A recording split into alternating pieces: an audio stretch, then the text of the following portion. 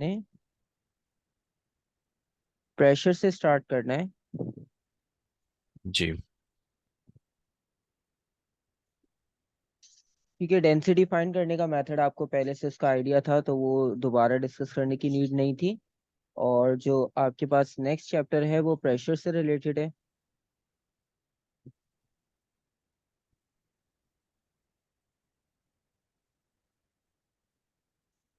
Pressure आपके पास important है, mass weight और उसकी कंपैरिजन में प्रेशर से काफ़ी क्वेश्चंस ऐड होते हैं। और प्रेशर में एक चीज़ और है कि पहले हाइड्रोलिक्स वगैरह के क्वेश्चंस थे आपके पास, वो अब रिमूव कर दिए सिलेबस से, तो हाइड्रोलिक्स वाले क्वेश्चन हम नहीं करेंगे। पास पेपर में भी अगर आपको कहीं मिले तो आप उन्हें छोड़ सकते हो, क्योंकि आपकी सिलेबस चेंज में हाइड्रोलिक को माइनस कर दिया सिलेबस से। प्लस जो वो जो मैं प्रेस होता है। बिल्कुल, जिसमें एक साइड पे या। एरिया कम रखते हैं, एक साइड पे एरिया ज़्यादा होता है पिस्टन का, तो उससे आपको आउटपुट पे ज़्यादा मिलती है वैल्यू। तो अब वो भी आपके पास हम्म। स्किप हो गया। मैनोमीटर का टॉपिक वो स्किप हो गया। बैरोमीटर का टॉपिक सिर्फ रहता है, उसमें भी सिर्फ डायग्राम का रेफरेंस आता है। तो हम देख लेंगे कि किस तरह से चीज़ें आपके पास बाकी हैं और कितनी हमने प्रैक्टिस करनी है। तो जी। सबसे पहले हम प्रेशर को सिंपल अगर साइंटिफिक डेफिनेशन में एक्सप्लेन करें, तो प्रेशर की आपके पास डेफिनेशन क्या होती है? Pressure the amount of force पर एरिया। बिल्कुल सही। तो जितनी भी अमाउंट ऑफ फोर्स आपके पास एक्ट करी होगी पर यूनिट एरिया पे,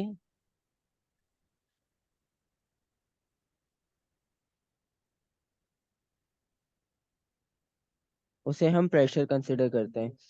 और अगर सिंपल वर्ड्स में हम इसे एक्सप्लेन करें, तो सिंपल वर्ड्स में अंडरस्टैंडिंग के लिए हम ये लिख सकते हैं कि जो आपके पास प्रेशर है बेसिकली, वो आपको ये बताता है कि एक स्पेसिफिक एरिया पे फोर्स कितना कंसंट्रेट कर रही है। ठीक है, तो सिंपल वर्ड्स में आप उसे ऐसे भी लिख सकते हो। अदरवाइज डेफिनेशन उसकी सिंपल है, फोर्स पर एक्टिंग यूनिट एरिया, इतनी कोई डिफिकल्ट नहीं है।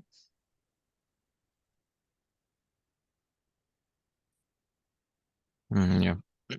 मतलब इसकी अगर हम डेली लाइफ एग्जांपल्स लें, तो अगर आप एग्जांपल लो कि आप बीच साइड पे वॉक करने जा रहे हो, तो आप शूज में से कौन से शूज आप चूज करोगे? स्पाइक्स वाले जो नॉर्मल हम फुटबॉल वगैरह में यूज करते हैं, या बिल्कुल फ्लैट स्लीपर्स यूज करोगे आप, अगर आपने बीच के सरफेस पे, वहां पर सैंड सरफेस पे वॉक करना है या। तो आप कौन सा शूज का पेयर चूज करोगे?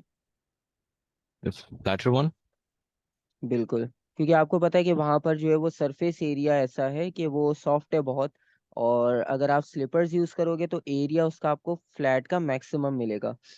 स्पाइक्स वाले में क्या होगा कि पॉइंट पॉइंट प्रेशर आपके पास जगह जगह डिवाइड होगा, और उसकी वजह से वो शूज बार बार सिंक होंगे। सैंड में। बिल्कुल। तो ये छोटी छोटी चीजें होती है हमारे पास।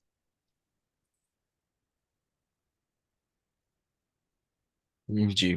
इसी तरह से हील्स की एग्जांपल हो गई, शूज की एग्जांपल हो गई, थंब पिन को जब हम बोर्ड में फिक्स करते हैं, ये सारी एग्जांपल्स आपके पास प्रेशर से रिलेटेड है। ठीक है, अभी हम जी। फॉर्मूला लिखेंगे तो फॉर्मूला से आपको पता चल जाएगा कौन डायरेक्टली प्रोपोर्शनल है, कौन inversely. On the surface it is applied. Is applied on. तो ये हमारे पास एक नॉर्मल वर्ड्स में डेफिनेशन हो गई जिस तरह से हम उसको एक्सप्लेन कर सकते हो। और प्रेशर इज जी। Equal to force per unit area, F over A. ये हमारे पास इक्वेशन आ गई प्रेशर की, और इसके अकॉर्डिंगली अगर आप देखोगे तो आपको पता चल जाएगा कि अभी जो हम एग्जाम्पल की बात कर रहे थे कि जहाँ पर हम फ्लैट सरफेस यूज करेंगे तो हमें एरिया ज़्यादा मिलेगा। एरिया ज़्यादा मिलने से होगा ये कि प्रेशर अगर जो वेलोसिटी इवनली क्वांटिटी बढ़ती है, बिल्कुल, स्प्रेड आउट हो जाएगा।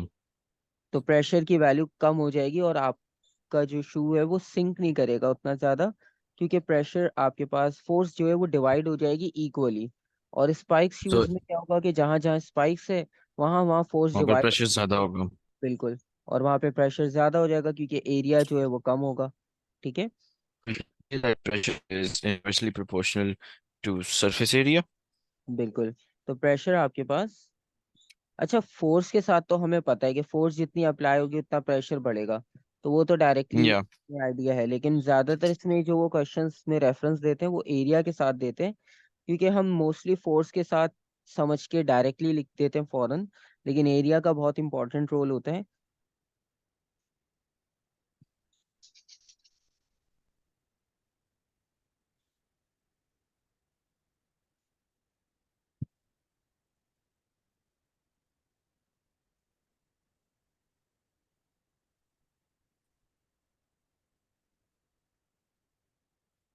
ठीक है, प्रेशर जो है वो आपके पास इन्वर्सली प्रोपोर्शनल होगा एरिया के।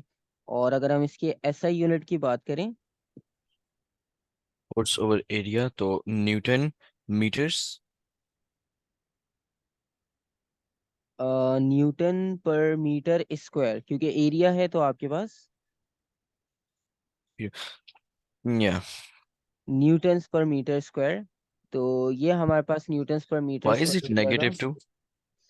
क्योंकि एरिया हमारे पास डिनोमिनेटर में मैंने से ऊपर लिखा, तो इस वजह से मैंने -2 लिखा है। अगर इससे मैं n स्लैश एम स्क्वायर लिखूं तो वो न्यूटन पर मीटर स्क्वायर हो जाएगा। ठीक है, हमारे पास दो तरीके होते हैं, या तो हम पावर माइनस में लिख दें, Yeah, n वरना slash हम m. इस तरह से लिखूंगा तो मैं माइनस नहीं लिखूंगा। ठीक है, क्योंकि नॉर्मली हम यूनिट्स को एक ही लाइन में स्ट्रेट सिंपल फॉर्म में लिख रहे होते हैं, तो हम पावर्स को माइनस प्लस करके उसे अरेंज कर लेते हैं अपने हिसाब से। Hmm. अच्छा, इसमें एक चीज और है कि वैसे हमारे पास एक पास्कल्स लॉ का भी कॉन्सेप्ट था प्रेशर में, लेकिन अब वो भी नहीं है हमारे पास, तो हम वो नहीं कौन सा law? पढ़ेंगे। पास्कल्स लॉ के नाम से था, और उसमें ये था कि लिक्विड पे जब Okay. आप फोर्स अप्लाई करते हो तो प्रेशर उसमें इक्वली ट्रांसमिट होता है। मतलब आपके पास अगर एक कंटेनर और उसमें 4 ओपनिंग या 5 ओपनिंग बना दे, और उसे कंटेनर को हम पुश करना प्रेस करना शुरू करें, तो उसमें से जो लिक्विड बाहर आएगा तो वो सब जगह से इक्वली ट्रांसमिट होगा। तो उसका रीजन ये था कि इक्वली ट्रांसमिशन होती है, और वही एप्लीकेशन फिर हाइड्रोलिक्स पे अप्लाई हुई थी। तो वो हाइड्रोलिक्स का टॉपिक नहीं है, तो इसलिए वो पास्कल्स लॉ भी नहीं है अब हमारे पास। लेकिन क्योंकि पास्कल्स ने प्रेशर से रिलेटेड आपके पास लॉ दिया एक, तो आपको पता है कि फिर जो लॉ हमारे पास किसी भी क्वांटिटी से रिलेटेड होता है तो हम ऐसा यूनिट उसी के नाम पे फिर रखते हैं। तो इसी तरह से जिस तरह फोर्स का न्यूटन है, तो प्रेशर में पास्कल्स ने लॉ दिया था, तो हम न्यूटन पर मीटर स्क्वायर इसलिए लिखा क्योंकि कभी कभार एमसीक्यूज में वो पूछते हैं कि 1 pascals is equals to what. तो हम बोलते हैं कि हमने तो पास्कल्स ही पढ़ा था, हमने कभी सोचा ही नहीं कि इक्वल किसके होता है। तो हम जो Mm-hmm. ऐसा यूनिट लिखेंगे अपने पेपर में और अपने अभी सिलेबस में कंटेंट में, वो हम पास्कल्स ही लिखेंगे। Okay. और शॉर्ट फॉर्म पी ए। तो 1 पास्कल्स इक्वल होता है आपके पास 1 न्यूटन पर मीटर स्क्वायर। ठीक है, दूसरा यूनिट भी याद होना चाहिए, वैसे तो इतना मुश्किल नहीं है, हम फॉर्मूला से ड्राइव कर सकते हैं, लेकिन फिर भी आपको याद होना चाहिए, क्योंकि कभी कभार एमसीक्यूज में या कहीं ऐसा यूनिट लिखा होता है तो फिर हमें अचानक से याद नहीं आता कि ये क्वांटिटी कौन सी है, वो पास्कल्स की जगह से न्यूटन पर मीटर स्क्वायर दे देते हैं। ठीक है, Mm-hmm. So, तो so ये जो हम्म आपने पास्कल का बताया था, could you explain it once more? Pascals का बेसिकली ये था कॉन्सेप्ट कि अगर लेट सपोज आपके पास एक क्यूब शेप हो और क्यूब के चारों तरफ आप होल कर दो। ठीक है, जी. मतलब हमारे पास रबर या प्लास्टिक टाइप बैग हो और हम उसमें चारों साइड पर पिन से जो है वो होल कर दें। ठीक है, और उसमें Yeah. लिक्विड कंप्लीटली फिल हो। ठीक है, जब आप उसे ऊपर से कंप्रेस करना शुरू करोगे तो जाहिर सी बात है आप फोर्स अप्लाई कर रहे हो। तो जो Yeah. चारों ओपनिंग्स है ना, तो चारों ओपनिंग में से वाटर जो है वो बाहर मूव करेगा। ठीक है, क्योंकि उसे Yeah. स्पेस मिल रहा है, वो बाहर जाएगा। तो जब हम Yeah. उसे पुश कर रहे हैं तो उस पे जो फोर्स अप्लाई हो रही है, जो प्रेशर अप्लाई होगा, तो वो चारों ओपनिंग्स पे एक जैसा अप्लाई होगा। ऐसा नहीं कि वो किसी एक Yeah. साइड ज्यादा होगा किसी एक साइड कम। तो ये बेसिकली Yeah. पास्कल्स लॉ था कि प्रेशर इन लिक्विड जो है वो इक्वली ट्रांसमिट होता है हर डायरेक्शन में। तो उसका बस Okay. ये एक स्टेटमेंट थी, और उसको फिर हमने हाइड्रोलिक पे अप्लाई किया था। लेकिन अब हाइड्रोलिक टॉपिक नहीं है, इसलिए हम पास्कल्स लॉ भी फिर नहीं पढ़ते, क्योंकि वो नहीं पूछा जाता आपसे। ठीक है, Okay. तो सर ये जो IGCSEs वाले हैं, they just keep removing and adding subjects according to what they want. बिल्कुल, क्योंकि जो ओल्ड टॉपिक्स थोड़े से होते जा रहे हैं ना, मतलब अब क्योंकि आजकल आपको पता है सब इलेक्ट्रोमैग्नेटिज्म हो गया है। अब ये पास्कल्स लॉ और ये हाइड्रोलिक्स वाला काम जो है वो इतना ज्यादा मतलब है यूजेज, लेकिन मोस्टली हमारा काम अब इलेक्ट्रिसिटी मैग्नेटिज्म, हम वायरलेस की तरफ जा रहे हैं सारी चीजों में। तो इस वजह से हम्म। वो इस तरह के कंटेंट स्लोली स्लोली रिमूव करते जा रहे हैं। ठीक है। और इसके बाद फिर हम उन चीजों को, जो न्यू क्वांटिटीज है, जिस तरह से स्पेस फिजिक्स ऐड किया है इन्होंने, क्योंकि ए लेवल्स में कॉस्मोलॉजी और एस्ट्रोनॉमी का टॉपिक है, तो इसलिए उन्होंने उसको इंट्रोड्यूस करवाया। अब जाहिर सी बात है आप पे लोड बढ़ेगा, एक चैप्टर नया आ रहा है, तो कुछ ऐसे टॉपिक्स जो अब इतने इंपॉर्टेंट नहीं है आपके लिए, ठीक है, उन्हें रिमूव कर दिया। ठीक है। तो Yeah. क्योंकि वैसे भी हाइड्रोलिक आपके पास आगे ए लेवल्स में भी कहीं भी नहीं है उसकी एप्लीकेशन, क्योंकि अब वो इंजीनियरिंग का एक स्पेसिफिक पार्ट होके रह गया बस। और अब आपको पता है कि आज की सारी चीजें जो है वो कंप्यूटराइज और वायरलेस चल रही हैं, तो इस वजह से ओल्ड टॉपिक्स को आहिस्ता आहिस्ता वो रिमूव करते जा रहे हैं, ताकि आप न्यू कॉन्सेप्ट्स स्टडी करो। ठीक है। एडिशनल ऐड करना एक लोड है, तो इसलिए हम्म। कुछ रिमूव भी करना पड़ रहा है। जिस तरह थर्मामीटर है, थर्मामीटर रिमूव किया है, थर्मामीटर की अब इतनी ज्यादा मतलब वो हर चीज डिजिटल आ गई है, तो अब हमें वो एनालॉग यूज करने की जरूरत ही नहीं है। हर चीज डिजिटल है, मास नोट करना है डिजिटल, टेम्परेचर नोट करना है डिजिटल, लेंथ नोट करनी है, डायमीटर नोट करना है, इवन डिजिटल वर्नियर कैलिपर्स आ गए, तो सब डिजिटल चल रहा है, तो आपको मैनुअल पे है ही नहीं। Yeah. ठीक है। तो ये सारी चीजें हो गई हमारे पास प्रेशर से रिलेटेड बेसिक।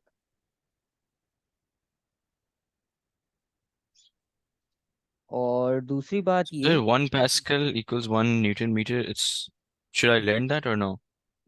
ये बस इसलिए लिख दिया कि अगर एमसीक्यूज में आ जाए कहीं पास्कल्स ना लिखा हो, न्यूटन पर मीटर स्क्वायर लिखा हो, तो आपको आइडिया हो कि हाँ ये यूनिट किसका है। वरना अचानक से हम पास्कल्स पास्कल्स पढ़ते आ रहे होते हैं, फिर एक अचानक एक नया यूनिट हमें नजर आता है कि ये प्रेशर में कौन सी क्वांटिटी आ गई। तो बस इसलिए लिखा है, Hmm. बाकी कोई इतना प्रॉब्लम नहीं है, वो आपको अभी प्रैक्टिस में वैसे ही याद हो जाएगा। ठीक है। Yeah. अच्छा, इसमें आपके पास कुछ बेसिक बेसिक जो क्वेश्चंस हैं, पहले हम वो देख लेते हैं, फिर हम इसको एयर पे और लिक्विड पे भी डिस्कस करेंगे कि एयर में और लिक्विड में ये कैसे वेरी करता है। अब जैसे Yeah. Question A number block 7 है। a block of weight 900 newtons has no, no, वो बंद कर देना. Okay. Rectangular faces. Hmm. Yeah, rectangular faces. The diagram shows the lengths of the sides. Okay. The block can rest on any of its faces. What is the minimum pressure that the block can exert on the ground when resting on one of its sides? ठीक है। तो Yeah. Okay, मैं इसका इसमें area ढूंढूं. हम्म हमें wait तो पता चल गया, फोर्स पता चल गया, ये 900 न्यूटन है। Sides Yeah. आपके पास गिवन है, और वो कह रहे हैं कि मिनिमम प्रेशर बताना है। So it's gonna be 0.5 into 0.3 into 2. ये दोनों sides होगी, right? Zero point Is it like four that? 0.3 into 2 because दो sides हैं. नहीं नहीं, इसमें आपके पास देखो, जब आप इसे चेंज करोगे ना ओरिएंटेशन, मतलब अभी भी वो जिस ओरिएंटेशन में रखा है बेसिकली, तो जी. आपके पास 0.5 आपकी इसकी लेंथ आ गई। ठीक है। जी. और इसकी जो विड्थ है आपके पास, या डेप्थ कह लो, वो 0.4। अगर हम इन दोनों को कंबाइन करेंगे तो ये एरिया बन जाएगा। ठीक है। हमें इसको Yeah. 2 से मल्टीप्लाई Yeah. करने की जरूरत नहीं है, क्योंकि अगर हम ऐड कर रहे होते ना तो फिर हम 2 से मल्टीप्लाई करके ऐड करते, लेकिन हम मल्टीप्लाई करते हैं इन्हें, तो इसलिए हमें 2 से ऐड करने की जरूरत, 2 से मल्टीप्लाई करने की जरूरत नहीं है। आपने मिनिमम का आपको आइडिया होगा कि प्रेशर इनवर्सली होता है एरिया के। ठीक है। Yeah. अब आपके पास सिचुएशन ये कि आपने मिनिमम प्रेशर निकालना है। मिनिमम प्रेशर के लिए आपके पास, क्योंकि फोर्स तो चेंज नहीं होगी, फोर्स तो यही रहेगी 900, ब्लॉक को कैसे भी रखो फोर्स ने 900 ही रहना है। तो दूसरा Yeah. फैक्टर बचा एरिया। तो अब एरिया को कम चूज करोगे या ज्यादा चूज करोगे प्रेशर की मिनिमम के लिए वैल्यू? कम. कम यूज करोगे। Yes. अच्छा अब नो, व्हाट देखो is the minimum pressure? Hmm, minimum pressure के लिए जो 0.5 और 0.4 वाला, बिकॉज दैट्स द बिल्कुल। Largest area possible. अब इसमें देखो होता कुछ भी नहीं है, चीजें हमें पता है, लेकिन कभी कभार हम ना बस इजी होता है ना तो हम जल्दी से सॉल्व कर देते हैं उसे। फिर बाद में हम सोचते हैं कि अच्छा उसने मिनिमम प्रेशर पूछा था, हमने मिनिमम एरिया सेलेक्ट कर लिया। तो मिनिमम प्रेशर के लिए मैक्सिमम एरिया चाहिए, तो हम यही दो साइड्स लेंगे जो ग्राउंड के साथ आपके पास गिवन है। ठीक है, हम इन्हीं दो साइड्स के साथ कंटिन्यू करेंगे। और इन्हीं दो सो साइड्स दैट के साथ आप कंटिन्यू करोगे तो आपके पास सिंपल अब फॉर्मूला यूज करना है। yeah, 0.5 into 0.4, that's 0.2 है। ठीक है, 0.5 into 0.4 और इन दोनों को मल्टीप्लाई करेंगे तो एरिया बन जाएगा। ठीक है, दो लेंस को मल्टीप्लाई करेंगे, ठीक yeah, है, yeah, तो आपके पास वो एरिया की वैल्यू हो जाएगी। it's 4,500। 4500 आंसर आ रहे हैं। yeah।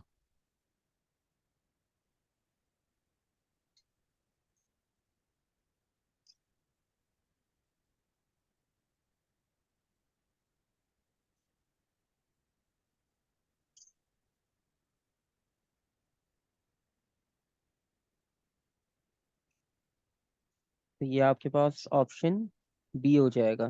ठीक है। yeah। अच्छा अब ये देखो, ये मैनोमीटर वाले क्वेश्चंस जो होंगे ना, ये माइनस हो गए। ठीक है, जहां So they're manometer, not coming। हाँ, जहां मैनोमीटर दिखे उसे माइनस कर देना। मैं आपको सिलेबस का भी स्क्रीनशॉट भेज दूंगा, उसमें भी आप देखना कि मैनोमीटर और हाइड्रोलिक स्पेसिफिक उन्होंने लिखा हुआ है कि इनको करने की जरूरत नहीं है। ठीक है। हम्म। और नेक्स्ट पार्ट है आपके पास, अच्छा इसमें तो लिक्विड आ गया, लिक्विड वाला भी हम बाद में डिस्कस करेंगे। अच्छा खैर, सॉलिड वाले में इतना ज़्यादा प्रॉब्लम नहीं होगा, वो आप कर लोगे इजीली। जैसे कि ये आपके पास है A brick of weight 17। 80 newtons stands upright on the ground as shown. What is the pressure it exerts on the ground? तो उसका जो एरिया टच कर रहा है वो है 10/5 वाला। So 10 into 5, ठीक है, अब आपके पास वो it's कह रहे हैं कि व्हाट इज द प्रेशर। अच्छा इस बार उन्होंने ग्रेटर और लेस का नहीं पूछा। तो वेट आपके पास 18 न्यूटन है और प्रेशर आपने फाइंड करना है। 1.6 Newton centimeters। बिल्कुल। अब आपके पास इसमें होता ये है कि एरिया चूज करने में मिस्टेक कर देते हैं। ठीक है, तो अब होता ये है कि इसमें मिस्टेक होती है, हम हाइट को कंसिडर कर लेते हैं, हालांकि हाइट का कोई एरिया में रोल नहीं है। ठीक है, हाइट का जो रोल है वो, सॉरी, एरिया में जो रोल है वो इन दो क्वांटिटीज का है, 10 और हम्म। 5 का। ठीक है,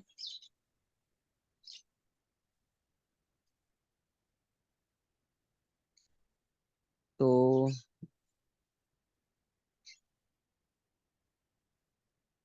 आपके पास फोर्स की वैल्यू है 80 और एरिया हो जाएगा 50। 50। अच्छा यूनिट कन्वर्ट करने की जरूरत नहीं है क्योंकि आपके पास जो ऑप्शन है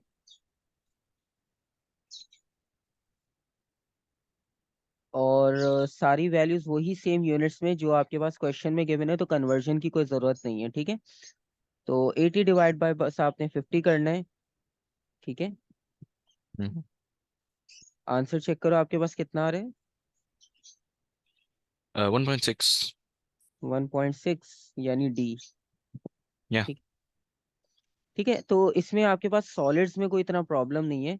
सॉलिड्स वाले क्वेश्चन हम इजीली कर सकते हैं क्योंकि इसमें एक ही फॉर्मूला है और सिंपल बस एरिया का कॉन्सेप्ट था।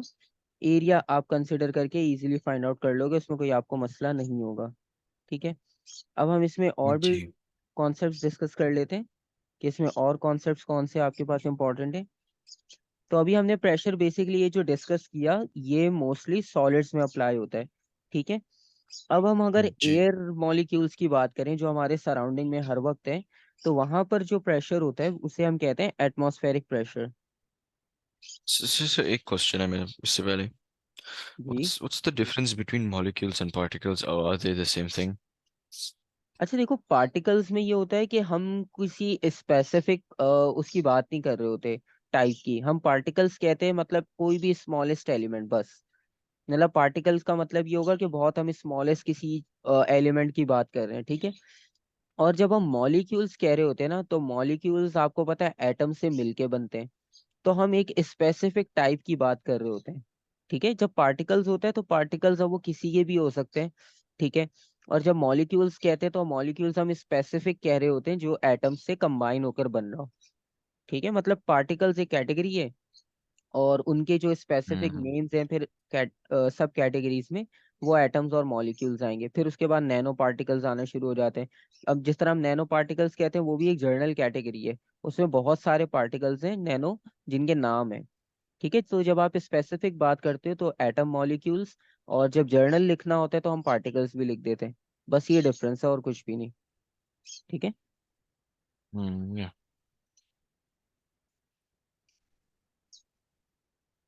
जिस तरह हम फोर्स कह रहे हैं, अब फोर्स बहुत सारी हैं। जब स्पेसिफिक हम लिखते हैं कि वेट, एयर रेजिस्टेंस, फ्रिक्शन, तो हम स्पेसिफिक फोर्स के नाम बता रहे हैं। वैसे हम फोर्सेस लिखते रहे तो फोर्सेस में तो एक फोर्स, दो फोर्स भी हो सकती हैं, दो 200 फोर्सेस भी हो सकती हैं, ठीक है। तो एक्टिंग ऑन जर्नली, ऑब्जेक्ट। हाँ, मतलब अगर ओके। हम जिस सिंपल लिखते कि forces are acting on a body, तो अब हमने एक जर्नल बता दिया कि हाँ फोर्सेस एक्ट करेंगी वहां पर। लेकिन अगर वो स्पेसिफिक पूछेगा तो फिर हम नाम लिख के बताते हैं कि वेट इस डायरेक्शन में, एयर या रेजिस्टेंस इस एयर डायरेक्शन में। रेजिस्टेंस इसमें। हाँ। तो जब हम हम्म पार्टिकल कहते हैं तो हम स्पेसिफिक नहीं कह रहे, एक जर्नल सी बात कह रहे हैं। फिर जब हम स्पेसिफिक बात करते हैं तो हम फिर मॉलिक्यूल्स, एटम्स कहते हैं, या फ्री इलेक्ट्रॉन्स अगर मैटर की बात हो रही हो, ठीक है। हम्म अब एटमॉस्फेयर में प्रेशर का मतलब ये है कि ये प्रेशर गैसेस की वजह से बनेगा, ठीक है। और गैसेस की यस, वजह से ये, पार्टिकल्स इन एयर। बिल्कुल, तो गैसेस की वजह से प्रेशर इस तरह से बनेगा कि हमें गैसेस की एक प्रॉपर्टी पता है कि जो अब एयर मॉलिक्यूल्स होंगे वो रैंडम मोशन में है एयर के। या so is this related to Brownian motion? बिल्कुल, ब्राउनियन मोशन आपके पास थर्मल में आएगा हमारे पास। लेकिन आपको क्योंकि ऑलरेडी वो चीज़ पता है, लेकिन एक और भी जर्नल सा कॉन्सेप्ट है कि एयर मॉलिक्यूल्स रैंडम मोशन में होते हैं क्योंकि वो फ्री टू मूव है। जी।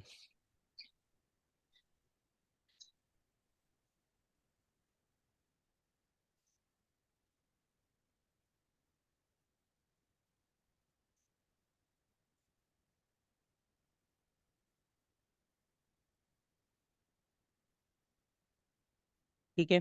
तो मॉलिक्यूल्स आपके पास कंटिन्यूस रैंडम मोशन में, और दूसरी बात ये कि जब वो कोलाइड करेंगे एक दूसरे के साथ, ठीक है, तो आपस में तो उनका कोलिजन होगा। प्लस, अब हम अपनी एग्जांपल लें तो हमारे साथ भी, हमारी बॉडी के साथ भी उनका कोलिजन होगा, ठीक है। तो उनका कोलिजन दोनों के साथ हो रहा है, एक तो वो आपस में कोलाइड कर रहे हैं मॉलिक्यूल विद मॉलिक्यूल, और दूसरा ये कि जिस सरफेस के पास है वो, तो उस सरफेस से भी कोलाइड करेंगे। जिस तरह हम गैस को सिलेंडर में यस। फिल कर दें तो गैस मॉलिक्यूल्स एक दूसरे से कोलाइड कर रहे होंगे, प्लस वो जो कंटेनर या सिलेंडर की वॉल्स होंगी वो उससे भी कोलाइड करेंगे। या तो दैट्स प्रीटी बेसिक। बिल्कुल। अच्छा, ये वाले पॉइंट्स आपके पास की टर्म्स होती हैं एक तरह की, क्योंकि जब वो आपको बोलते हैं ना कि in terms of molecules explain करो, तो फिर आपको ये पॉइंट्स छोटे छोटे हेल्प करते हैं। कि मतलब कभी कभार ऐसा होता है कि हमें कुछ समझ नहीं आ रहा होता, हम एक ही पॉइंट को ना दो तीन तरह से लिख देते हैं। तो वो 3 मार्क्स का होगा तो मार्क एक ही मिलेगा, क्योंकि आपने एक ही बात को 3 तरह से लिख दिया, ठीक है। या तो अब आप देखो, हमने पहला पॉइंट लिखा, दूसरा लिखा, दूसरा और पहला बिल्कुल ही डिफरेंट है। हम्म एंड विद द सरफेस। हम्म।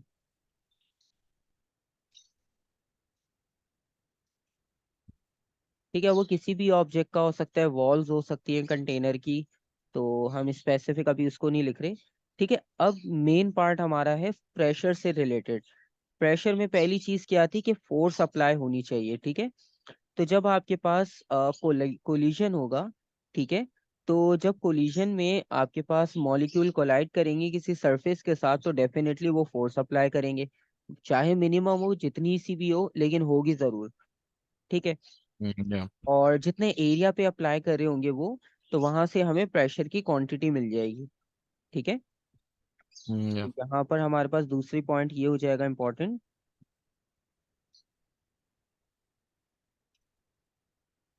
कि जो हम कोलिजन की बात कर रहे हैं तो कोलिजन पे होगा ये, जो फोर्स होगी फोर्स अप्लाई होगी,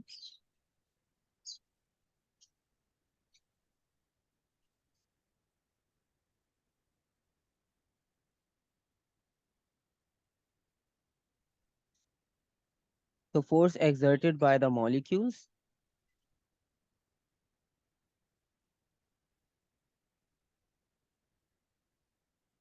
जो भी एरिया होगा वहां पर अप्लाई करेगी। ठीक है। अच्छा, इसमें भी हमारे पास कोई फॉर्मूला नहीं है, अभी हम ये इसको उस पे रिलेट नहीं कर रहे फोर्स पर यूनिट एरिया से। ठीक है। तो अभी हमने कोई फॉर्मूला यूज नहीं करना। उससे पहले हमने कुछ चीजें डिस्कस ये करनी है कि हमारे पास अब दो तरह के रेफरेंसेस हैं। एक रेफरेंस ये है कि जो हम सी लेवल यानी जिस लेवल पर हम अभी रह रहे हैं, तो वहाँ का एटमॉस्फेयर थोड़ा सा डिफरेंट है। ठीक है। आप खुद के सरफेस एरिया को कंपेयर करो, यानी एटमॉस्फेयर को कंपेयर करो उस एटमॉस्फेयर से जो कि माउंटेनियस एरिया में रहते हैं। ठीक है। तो अगर हम इन दोनों को कंपेयर करें, let suppose. I think mountainous का कम प्रेशर होगा, right? हाँ बिल्कुल। अब ये चीजें इसमें आपके पास बस पूछी जाती हैं एग्जाम में।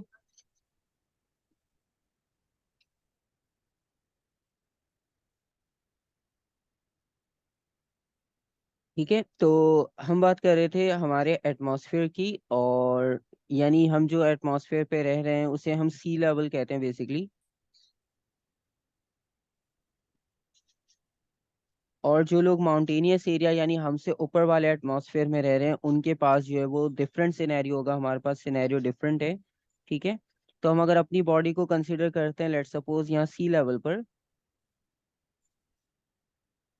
ठीक है। तो हमारे पास जो डिफरेंस होगा ऊपर वाले एरिया से, वो डिफरेंस ये होगा। हमारा प्रेशर ज्यादा है। बिल्कुल, क्योंकि हमारे पास बट एयर मॉलिक्यूल ज्यादा होंगे। कैसे? बिकॉज इट्स नॉट, वो इतना ओपन नहीं है कंपेयर टू अप। क्योंकि आपको पता है कि जब डेंसिटी बढ़ती है तो क्या होता है? प्रेशर डेंसिटी सिंक। बढ़ती है। तो सिंक होता है या फ्लोट होते हैं? सिंक होता है। सिंक होता है, जिस तरह हमने कल डिस्कस किया था। तो जो मॉलिक्यूल्स की डेंसिटी ज्यादा होगी ना, तो वो डाउनवर्ड यानी नीचे की डायरेक्शन में मूव करेंगे। ठीक है। जब हम एसी को फिट करते हैं, एसी को ऊपर हाइट पे इसलिए फिट किया जाता है क्योंकि जब एयर उससे कूल डाउन होगी ना, तो मॉलिक्यूल्स डेंस हो जाएंगे, उनकी डेंसिटी बढ़ेगी। और डेंसिटी बढ़ने की वजह से होगा ये, वो डाउनवर्ड डायरेक्शन में आएंगे।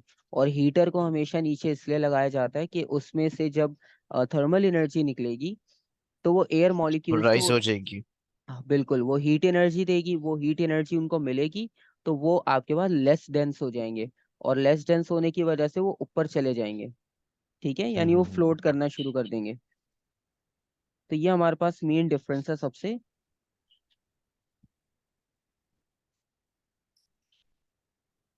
ठीक है। तो ये हमने कंपैरिजन के लिए बना लिया कि हमारे पास जो डिफरेंस आ रहा है वो मॉलिक्यूल्स का डिफरेंस आ रहा है।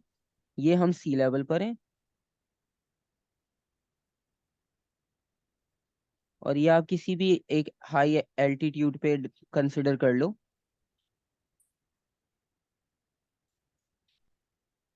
और डिफरेंसेस हमने अभी डिस्कस किए। डिफरेंसेस हमारे पास जो है वो इस तरह से हैं कि ऊपर जो है वो एयर पर डेंसिटी कम होती है। लेस डेंस है, बिल्कुल।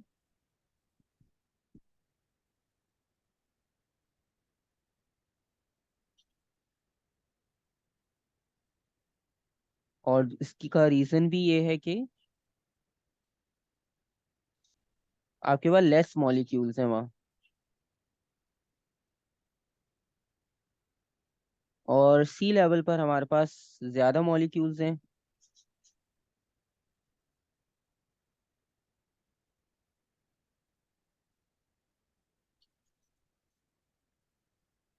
और हमारी डेंसिटी भी हाई है।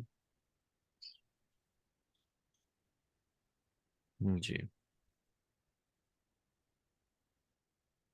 तो बेसिकली जो माउंटेनियस एरिया, मतलब अगर हम यहाँ पाकिस्तान में अपने बात करें तो यहाँ पर जो माउंटेनियस एरिया है, जिस तरह हमारा केपी के कश्मीर वगैरह की और ये साइड्स हैं, तो यहाँ पर जो लोग माउंटेनियस एरिया पे रहते हैं ना, तो जो हम प्रेशर कुकर यूज करते हैं कभी कभार अपने घर में जल्दी खाना बनाने के लिए, तो वो लोगों के लिए वो डेली यूज है, क्योंकि वहां पे प्रेशर इतना कम होता है कि अगर हमारे पास कोई खाना 20 मिनट में बन रहा है, तो वो उनके पास 40 से 50 मिनट में बन रहा होगा, क्योंकि उनके वहाँ प्रेशर कम होता है।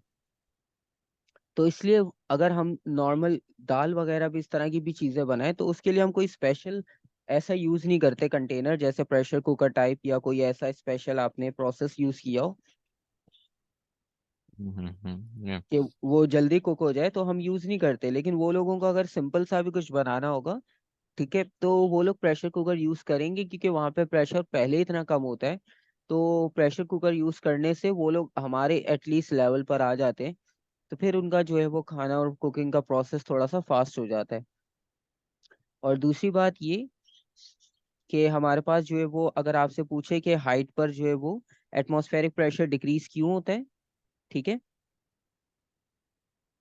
Because लेस डेंस होते हैं ऊपर, बिकॉज द कोल्ड ऊपर जाके जो है मॉलिक्यूल्स कूल डाउन होके नीचे आ जाते हैं, और बिल्कुल। नीचे डेंसिटी ज़्यादा हो जाती है मॉलिक्यूल्स की, जिस वजह से ऊपर there is less amount of molecules और हम्म। प्रेशर कम होता है। ठीक है, तो आपके पास पहला रीजन आपको पता है कि लेस डेंस होते हैं।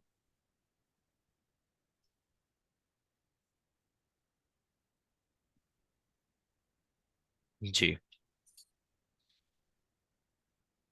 मतलब कोई भी हाइट ले लें तो लेस डेंस का मतलब ये कि वहां पर लेस नंबर ऑफ मॉलिक्यूल्स होंगे, और उसमें क्या होगा कि लेस कोलिजन होगा और लेस फोर्स होगी। ठीक है। Yeah. और ये सारे फैक्टर्स आपके पास यहाँ पर आ जाएंगे।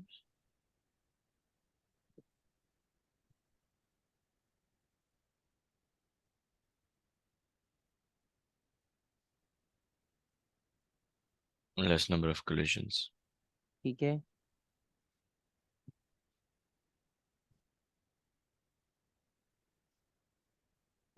कोलिजन भी लेस हो जाएगा और आपके पास फोर्स भी लेस हो जाएगी। तो ये सारे फैक्टर्स हैं हमारे पास।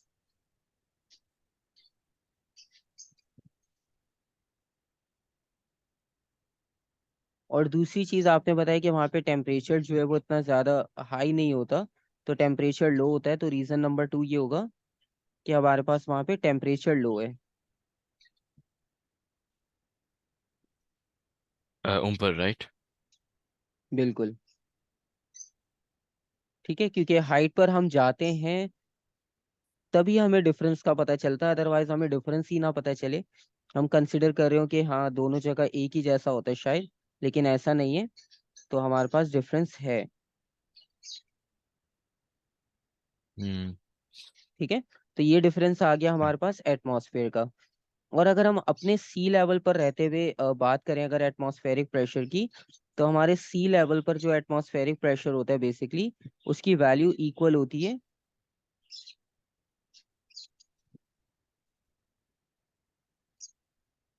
So could you repeat that? हमारा जो नॉर्मल सी लेवल पर प्रेशर होगा, जिसको हम एटमॉस्फेरिक प्रेशर कह रहे हैं, उसकी वैल्यू Yeah. इक्वल होती है 1.01 exponent 5 Do pascals. we need to remember this?